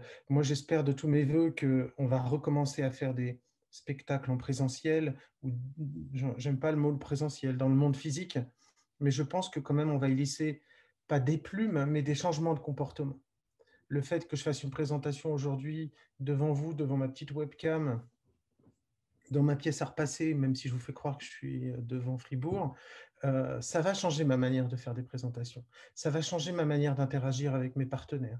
Ça va changer ma manière de me déplacer en Suisse pour aller voir l'équivalent de FreeUp dans le canton du Valais et ce genre de choses. Je ne vais plus le faire comme avant. Bien sûr que je vais revenir, bien sûr que j'ai envie d'aller écouter des concerts et ce genre de choses, mais ça va m'influencer. Et donc, je pense que ce serait quand même une sorte de désaveu de dire ce qui se passait avant, ça va redevenir exactement pareil. Donc, il y a une invitation à la réflexion et à la transformation qui est naturelle. Mais comme l'a dit M. Pralon, ce n'est pas une obligation. Il faut qu'il y ait quelque chose, il faut qu'il y ait une sorte de sens de l'urgence, il faut qu'il y ait peut-être une remise en question de la part de votre environnement qui fait que votre organisation, votre entreprise, elle ne se sent plus à l'aise dans son marché et qu'il va falloir se dire qu'est-ce que je change. Donc, c'est là le point de départ. Et donc, ce point de départ, il veut dire qu'il faut réagir. Il faut peut-être penser à des nouvelles stratégies et il faut revisiter son modèle économique. Ce n'est pas une obligation, mais il faut quand même fortement y songer ou fortement sentir des indicateurs qui diraient qu'il faut le faire.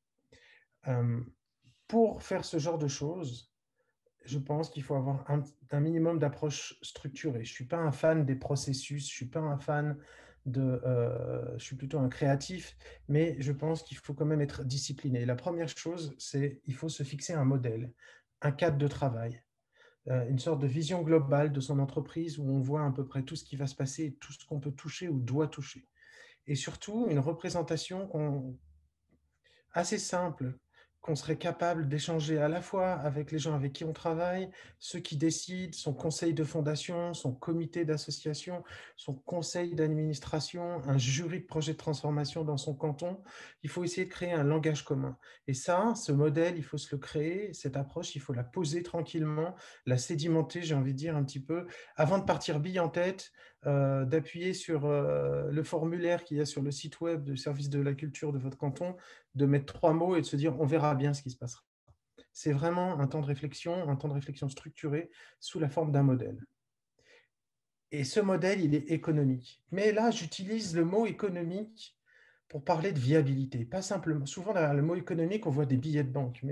Mais moi, je pense que quand on parle de modèle économique, on interroge la viabilité de son entreprise, qu'elle soit culturelle ou pas. Et la viabilité, ça va au-delà de l'argent qui rentre et de l'argent qui sort.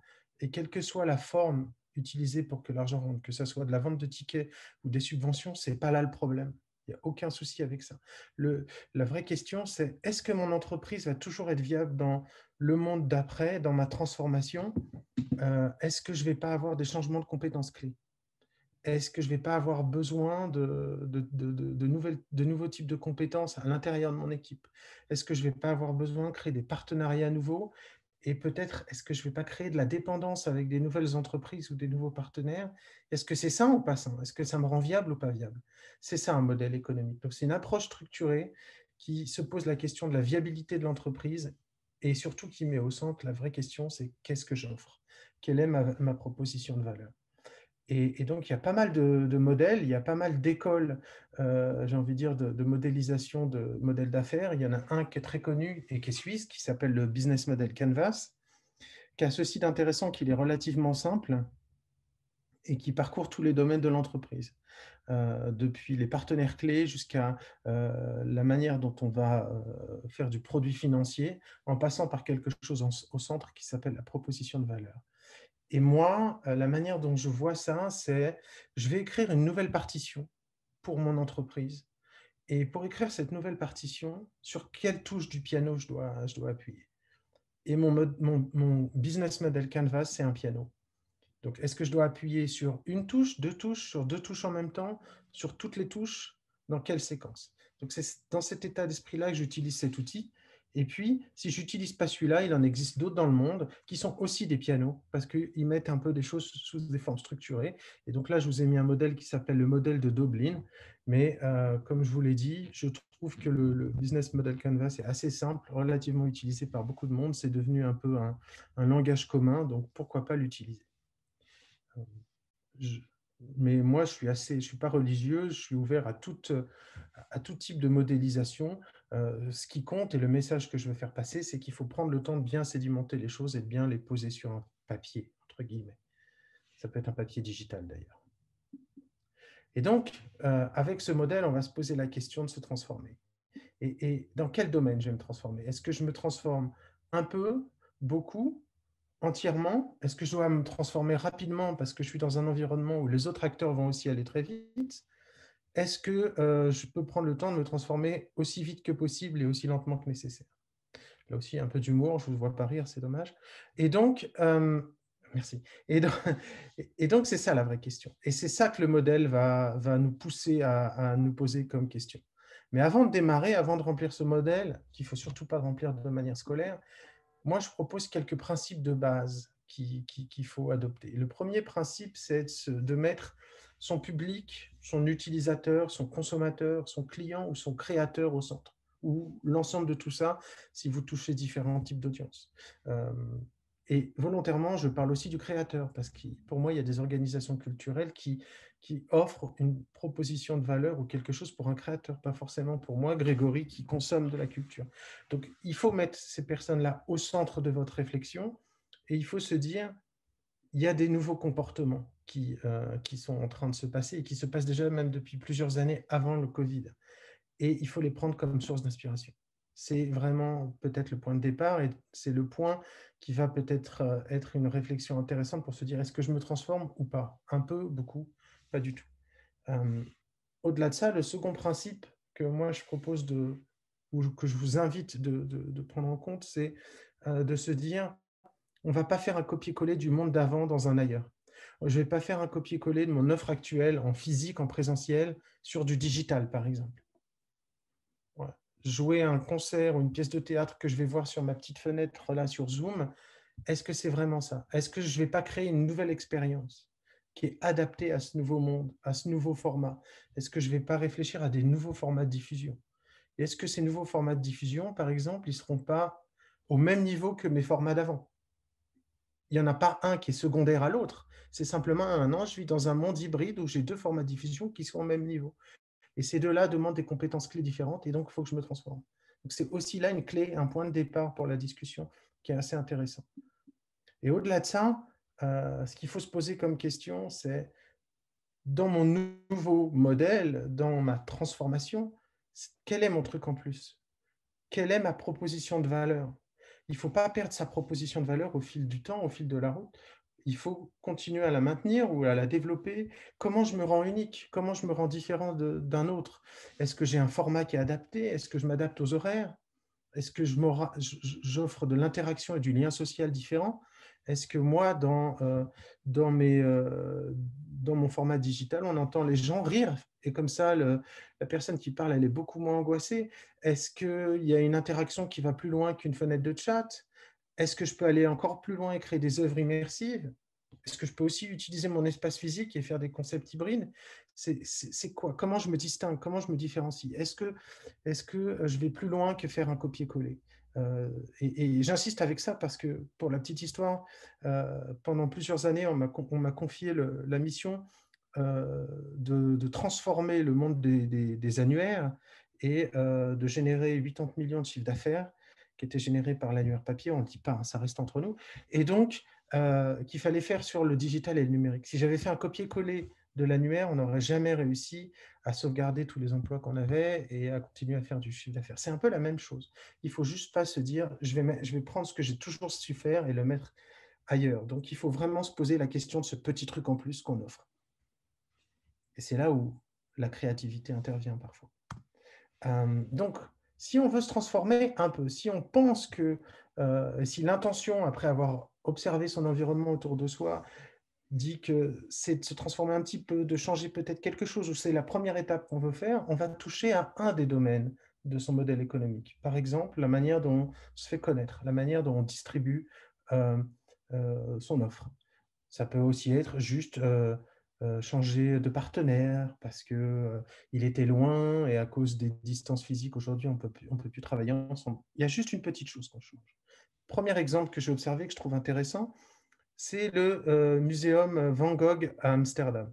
Ce musée, puisqu'il n'y avait plus personne qui venait le visiter, a choisi de continuer à se faire connaître et à se faire voir de manière différente sur Internet en faisant des partenariats avec les sociétés culturelles et de culture et d'histoire, notamment aux États-Unis, et a organisé des visites virtuelles, un live avec un guide à des heures bien précises sur Internet, en invitant les gens via des événements Facebook, mais qui ne seront pas seulement publiés par le musée, mais aussi par ces sociétés de culture et d'histoire partenaires, avec l'idée de dire, quand vous aurez à nouveau la possibilité de venir nous visiter dans le fabuleux pays des Pays-Bas, vous aurez envie, à Amsterdam, d'aller dans ce musée parce qu'on vous aura déposé quelque part en vous cette envie d'y aller et vous ne nous aurez pas oublié. Et donc, pour faire ça, ils ont créé des événements à travers Facebook avec ces sociétés de culture et d'histoire. Et par exemple, l'exemple que je vous ai mis aujourd'hui avec les sociétés de culture et d'histoire ou les bureaux de voyage du Texas, ils ont eu 20 000 personnes qui ont participé. C'était gratuit. Ils n'ont pas 20 000 personnes qui vont venir à Amsterdam quand les voyages seront de nouveau autorisés, mais ils ont déposé quelque chose, ils se sont un peu transformés dans leur manière de se faire connaître et de présenter leur musée. C'est un petit exemple. Un autre exemple, beaucoup de gens, ou en tout cas certaines organisations culturelles que j'ai vues à différents endroits du monde, font un simple copier-coller de leurs expositions sur les réseaux sociaux. Donc, je prends une photo d'un joli tableau sur le mur et ça sera mon post Instagram du jour. La Fondazione Prada, ils ont décidé, eux, de créer des vrais formats de diffusion des œuvres sur les réseaux sociaux. Et typiquement, la manière dont ils diffusent une œuvre sur Instagram, elle est propre à Instagram, et ça anime une communauté, et ça continue à faire connaître cette fondation, et c'est une petite transformation de leur offre sur la manière de la présenter.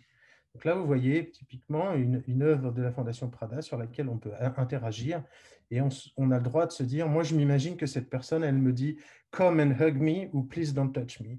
Et donc il y a de l'interaction, il y a du lien qui se crée. Ce n'est pas juste une consommation brutale, je regarde et je passe à autre chose. Voilà. Donc ça, c'est des petites transformations, on se transforme un peu. Ensuite, on peut choisir de se transformer beaucoup. Alors, se transformer beaucoup, moi je l'interprète comme je touche à 2 touches du piano en même temps. Donc, je vais changer quelques ressources, je vais avoir besoin de nouvelles compétences clés parce que je vais adapter mon offre et je vais adapter mes formats de diffusion. Donc, je touche à ma proposition de valeur et je touche à mes ressources en même temps. C'est un exemple. Ça pourrait être 2 autres touches du modèle. Quelques exemples. Eh bien, une offre de fiction immersive, où là, c'est un nouveau format avec des nouvelles compétences pour pouvoir faire peut-être des choses immersives en réalité virtuelle ou permettre une interaction en temps réel du spectateur avec l'œuvre qui est jouée. Deuxième exemple, la combinaison d'espace physique et d'expériences multisensorielles avec une installation derrière. Et même en se disant pourquoi pas, si on arrive à le faire assez modulaire et petit, pour faire en sorte qu'on puisse faire interagir 5 personnes en même temps en vrai, plus d'autres personnes connectées derrière. Donc c'est une sorte de modèle hybride, et là on se transforme beaucoup plus, on change sa valeur et sa proposition de valeur. J'accueille des expériences multisensorielles dans mon programme de diffusion, par exemple, ou dans mon lieu. Et ça peut être aussi un lieu qui se déplace à différents endroits.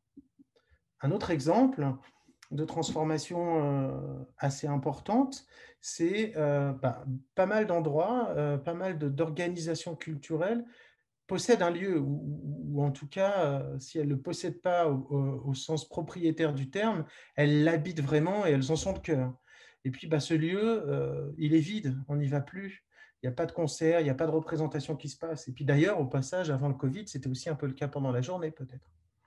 Et là, il y a une idée intéressante, c'est le concept de tiers-lieu. Alors, un tiers-lieu, ce n'est pas mon endroit où je travaille, ce n'est pas ma maison, c'est un troisième endroit qui va devenir important dans ma vie, à moi, Grégory, par exemple, où je vais aller pour faire autre chose que ma profession et pour faire autre chose que ma vie familiale, mais pour interagir avec des gens que je ne rencontrerai pas ailleurs, et puis pour apprendre à m'exprimer artistiquement, peut-être pour louer une petite place d'atelier comme un espace de coworking, mais avec d'autres choses dedans, avec des gens que je vais rencontrer que je ne rencontrerai pas ailleurs, et créer de la mixité comme ça sociale et du lien social, ce qui, au passage, selon moi, est un des rôles les plus importants des lieux culturels qui sont en milieu urbain.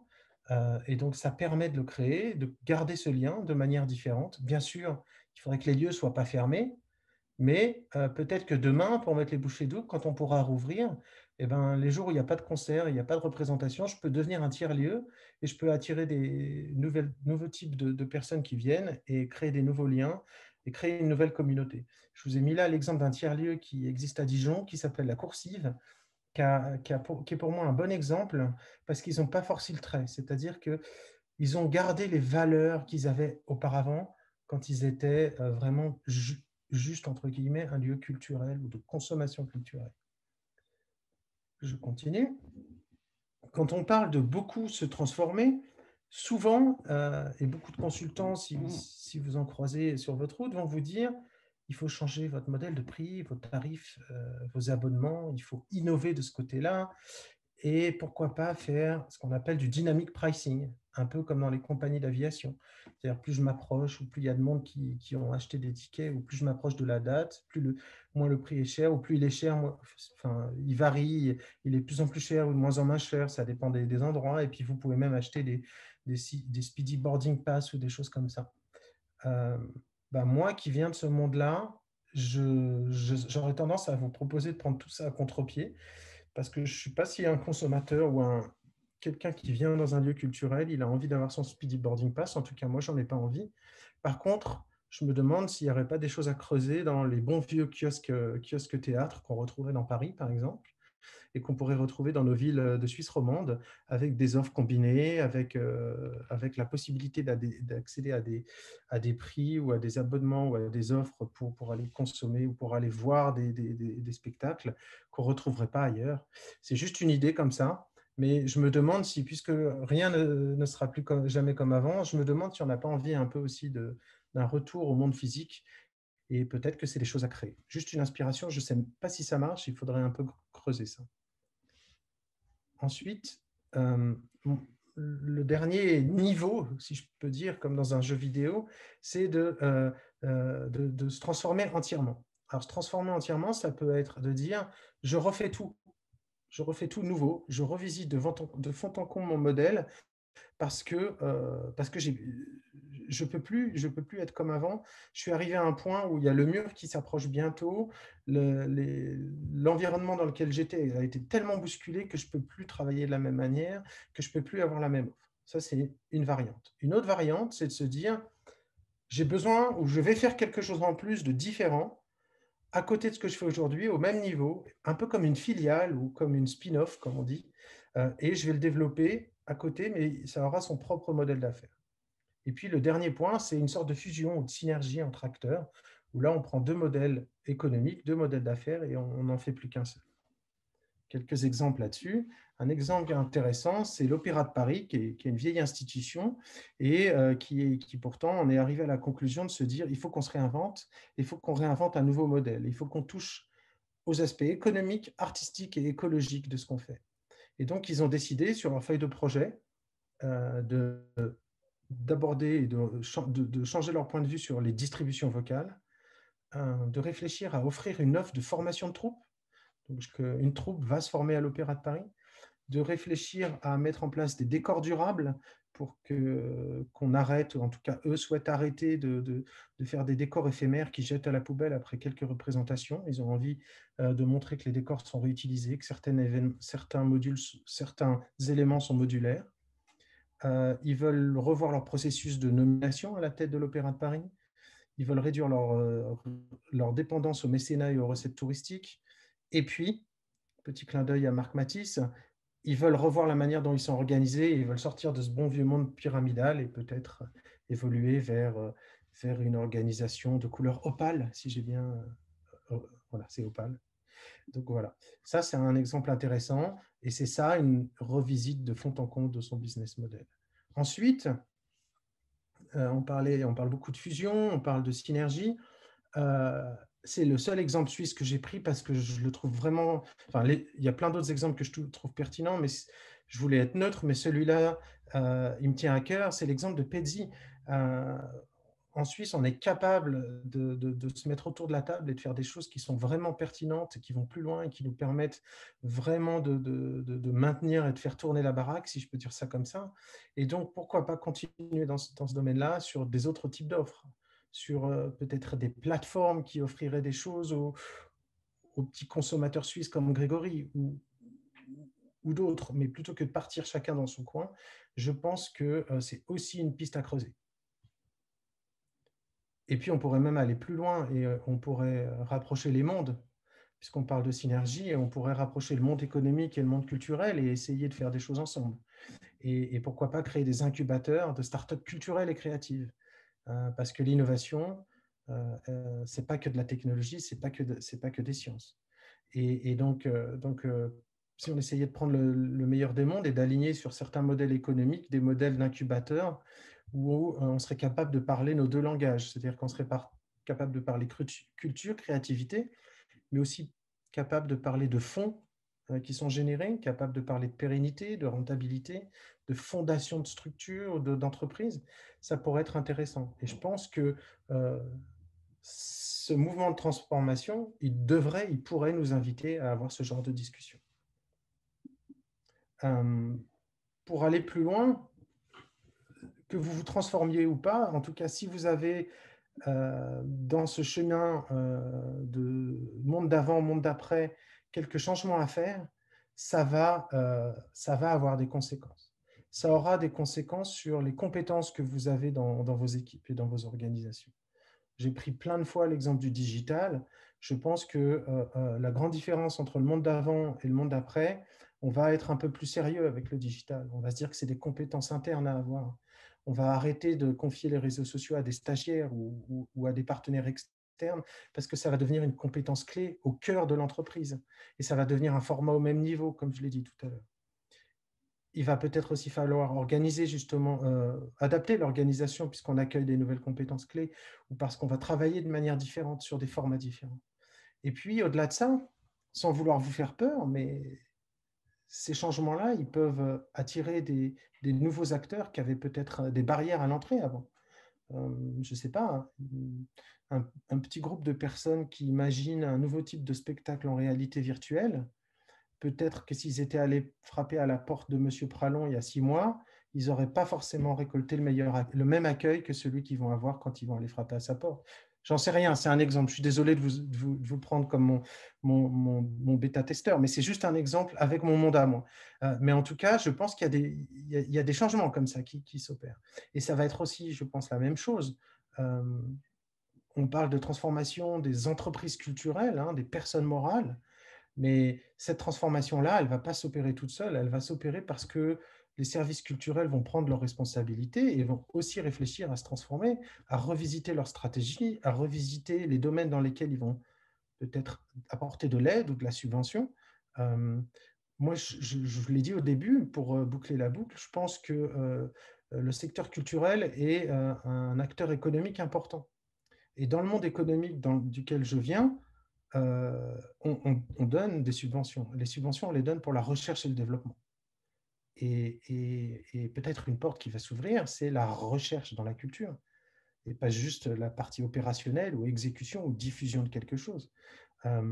Et pour moi, je trouverais ça très sain d'ailleurs.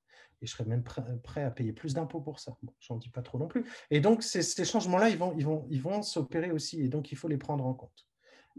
Tout ça pour vous dire que, en tout cas, moi, pendant les 25 ans où je me suis confronté à ce monde impitoyable de l'audience au quotidien, du chiffre d'affaires, où j'ai eu aussi une fois, j'ai été un peu fou et j'ai choisi d'essayer de redresser une entreprise qui perdait 1 million par mois, j'ai eu des échecs et j'ai eu des succès.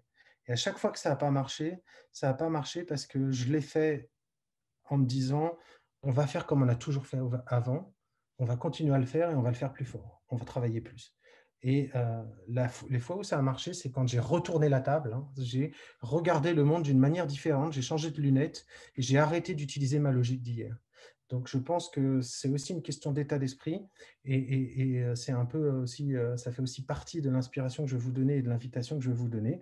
Voilà, je vous remercie pour votre attention et si jamais vous voulez me contacter, voici mon adresse email, mon profil LinkedIn et donc je suis directeur de FreeUp qui soutient tout créateur d'entreprise dans le canton de Fribourg. Et pour moi, la création d'une entité culturelle, c'est une entreprise culturelle et j'offre le même soutien qu'à quelqu'un qui ouvre une boulangerie, un bar à chicha, des pompes funèbres ou une start-up high-tech. Merci à vous. Merci, Monsieur Grain, pour cet input, ces nombreux exemples qui sont donnés. Hein. Vous voyez, les projets de transformation peuvent donnent la possibilité de réaliser l'un ou l'autre d'une manière qui vous sera la bonne et qui correspondra à vos valeurs, soit en termes de réorientation ou de public.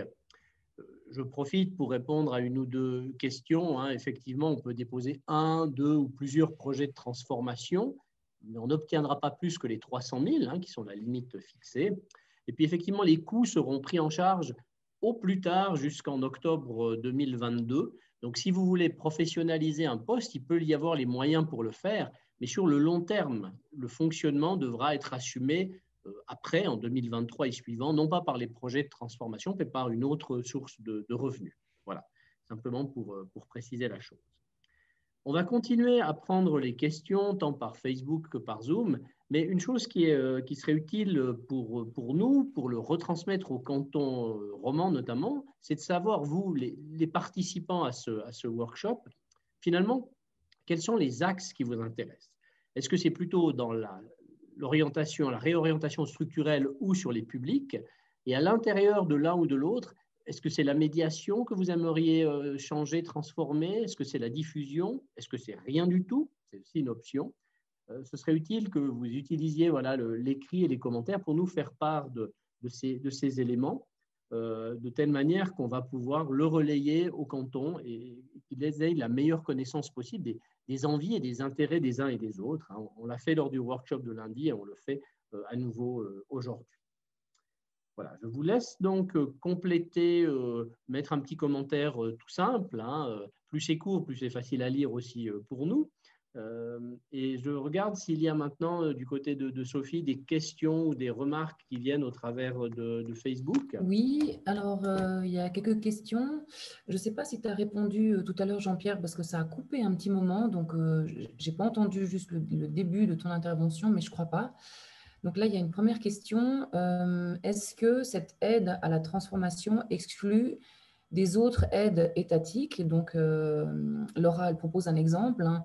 Je monte un projet pour acquérir un nouveau segment de public, donc par exemple les gymnasiens, et j'ai besoin d'une collaboratrice pour travailler sur la diffusion, la coordination et la mise en place directe donc, avec ces gymnasiens.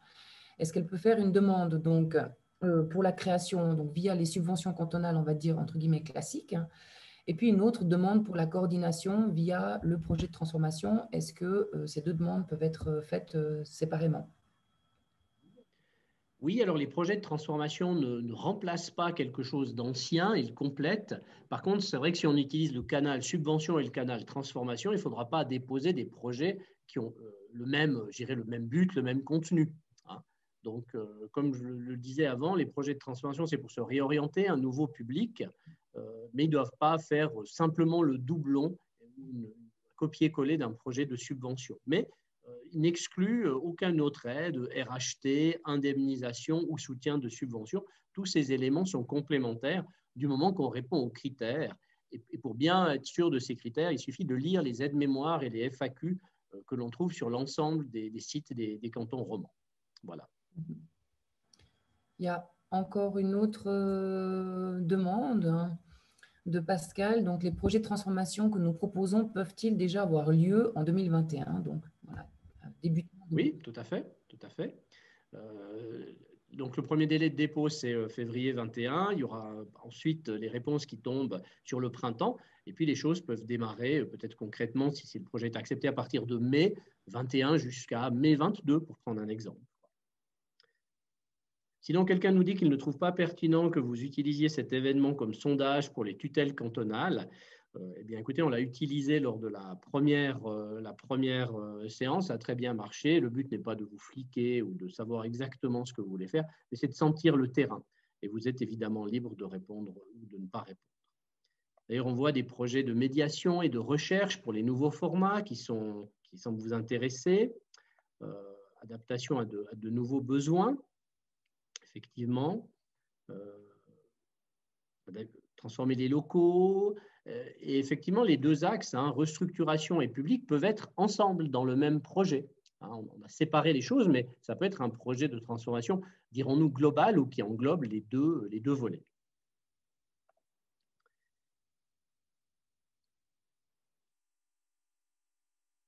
Alors certains, oui, il y a des formats hors les murs, effectivement. Et puis les 20% restants, eh bien oui, ils peuvent être financés par d'autres partenaires. Ça peut être la loterie romande, ça peut être vos fonds propres, si j'ose dire, et s'il en reste, ça peut être d'autres partenaires qui sont prêts à le faire.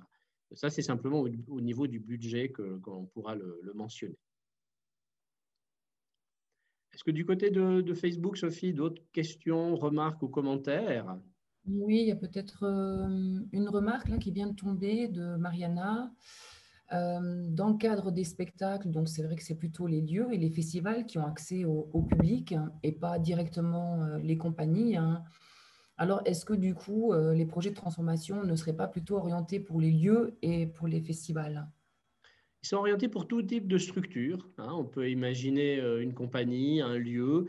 Effectivement, peut-être des lieux se retrouvent plus dans ces projets de transformation, mais je peux imaginer deux compagnies qui ont envie de monter quelque chose de neuf, de différent, et qui montent un projet commun. Ça peut tout à fait être un projet de transformation, peut-être parce qu'elles veulent booster leur manière de diffuser leur spectacle ou de les faire ensemble, ou parce qu'elles veulent engager un chargé de diffusion ou quelqu'un qui les aidera dans la communication digitale de leur projet. Donc oui, c'est tout à fait possible. Je regarde aussi d'autres questions. Effectivement, si on veut transformer des locaux, les frais d'investissement peuvent être pris en charge. Je l'avais montré dans un des exemples. Ici, le cas nous est cité pour l'accueil de jeunes enfants. Ça sous-entendrait qu'avant, on ne ciblait pas, par exemple, ce public et que maintenant, on aimerait cibler le public, le jeune public. Voilà, donc effectivement, les travaux lourds sont possibles. Par contre, tout doit être terminé, en tout cas, c'est des directives telles qu'on les a, à fin octobre 2022. Voilà. On parle d'une radio associative et culturelle. Alors effectivement, je ne pense pas qu'elle soit spécifiée en tant que telle. Moi, je pense que le plus simple, c'est de prendre contact avec votre canton, d'expliquer le projet, parce que des fois, ils ne rentrent pas forcément dans les catégories prédéfinies, parce que évidemment, tous ces listes à cocher ne peuvent pas englober toutes les réalités, mais je pense qu'il faut simplement prendre contact avec votre canton. Transformer la carrière d'un artiste, eh bien, non pas directement, parce qu'on vise une entreprise culturelle au travers des projets de transformation et non pas une personne physique, si vous voulez. Voilà. Donc, on pose la question, est-ce que c'est ouvert à des groupes musicaux? Oui, s'ils sont structurés en association. Mais là, les critères sont assez clairs. Ceux qui sont les entreprises individuelles ou les sociétés en non collectif ne sont pas éligibles au projet de transformation. C'est ce qui est mentionné dans les différents documents. Voilà. Est-ce que du côté de Facebook, il y a d'autres questions encore? Peut-être pas vraiment une question, mais peut-être une remarque en ce qui concerne les publics.